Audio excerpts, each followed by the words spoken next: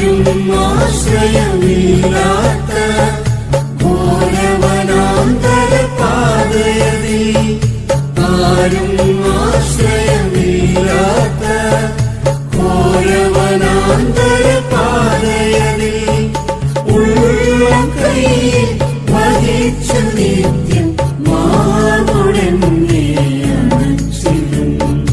ഉള്ളം കയ്യിൽ വഹിച്ചു നിത്യം